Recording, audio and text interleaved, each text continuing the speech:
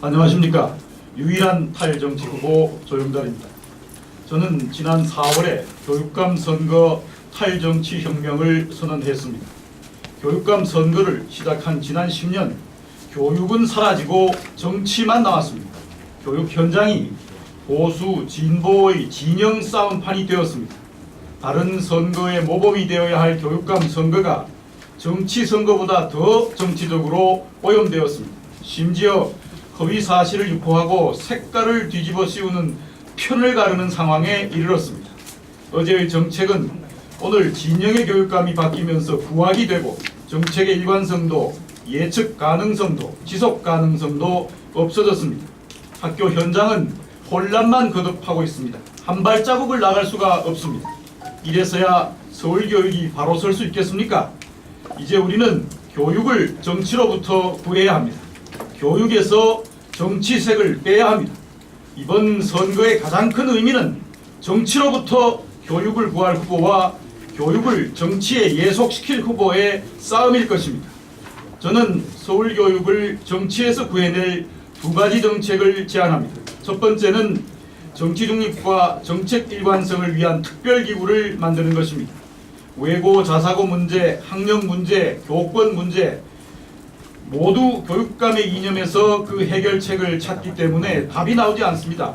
저는 교육감 임기와 별도의 심의 의결기구로 서울교육의 중장기 정책, 비전을 설계할 교육감 권한 밖의 독립기구로 서울교육 지속가능발전위원회를 이미 제안했습니다.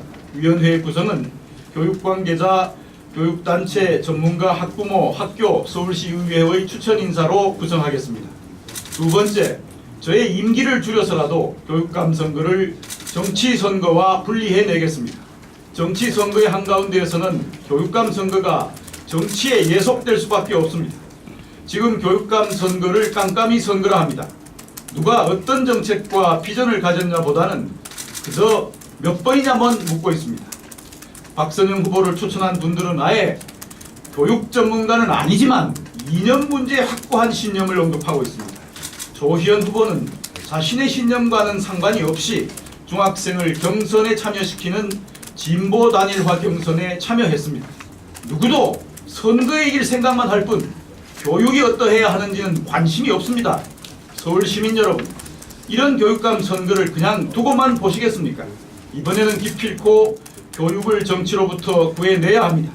교육감 선거에 혁명이 필요합니다. 저 조영달과 함께 탈정치 교육혁명을 주도해 주십시오. 존경하는 서울 시민 여러분의 심판을 전제로 저는 몇 가지 서울의 미래교육 비전을 말씀드리려 합니다. 그것은 한마디로 스스로 꿈을 실현하는 학교를 만드는 것입니다. 우선 고등학교 2, 3학년 교육과정을 받고 대입을 준비하는 학생은 더욱 잘 공부하게 하고 그렇지 않은 학생들에게는 세상과 만날 기회를 주겠습니다.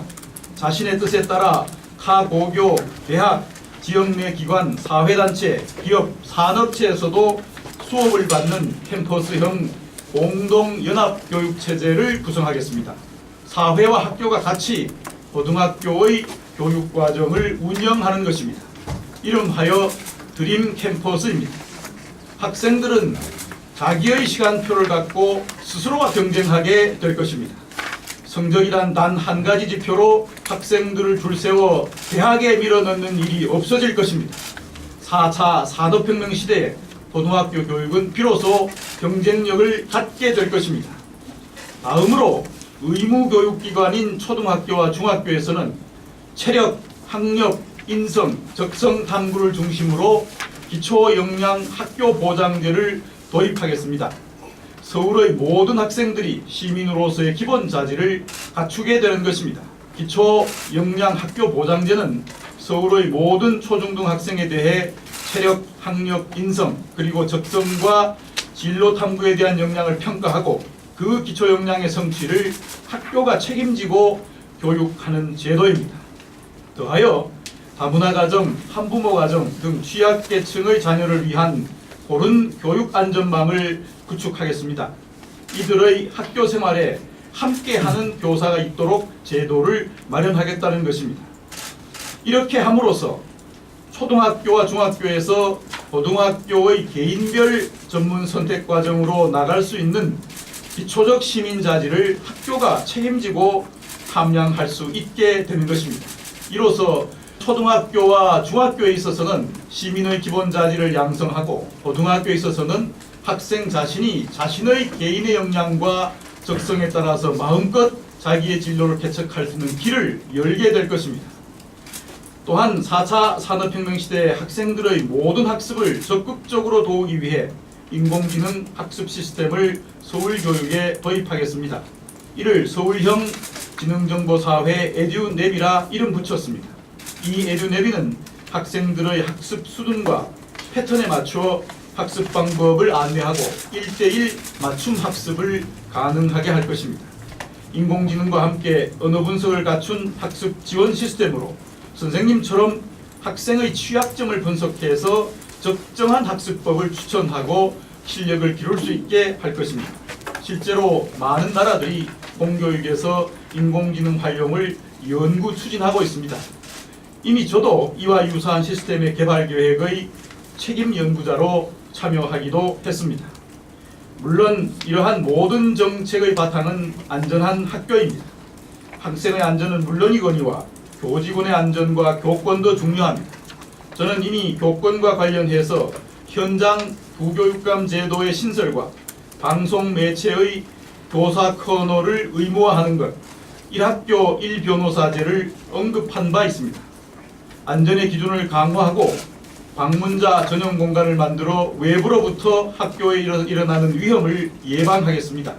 가정, 학교, 행정의 실시간 안전치안 연계 체계를 구축하겠습니다. 더하여 학교의 내진 설계와 노후에 대한 보강, 미세먼지의 관리 등도 아주 중요한 문제로 대책을 세우겠습니다. 물론 여기에는 공기 질의 관리, 공기의 청정, 창문 차단 필터 등의 대책도 들어있습니다. 존경하는 서울 시민 여러분, 저는 40여 년 동안을 교육에 헌신해 왔습니다. 고등학교에서도 가르쳤고 미국의 펜실베니아 대학에서 학위한 후에는 29살에 서울대학의 교수로 임용돼서 교실 수업과 학교 정책을 연구하고 현장에 적용했습니다. 사범대학의 학장으로 교사 양성에 힘쓰기도 했습니다. 국민의 정부 최연소 청와대 교육문화수석 비서관을 지내기도 했습니다. 그동안 여러 일을 하기도 했습니다. 토론이 가능한 학급당 학생 수 25명을 줄이는 일을 주도하기도 했고 정부가 한창 추진 중이던 교사 성과 연봉제에도 맞섰습니다. 수업 혁신을 위한 교수학습센터를 구축하여 오늘날의 모형도 만들었습니다. 2002년 한일 월드컵 4강을 행정지원 총괄하기도 했습니다. 또한 4차 산업혁명 시대를 대비한 근본적 학제 개편안을 제안하기도 했습니다.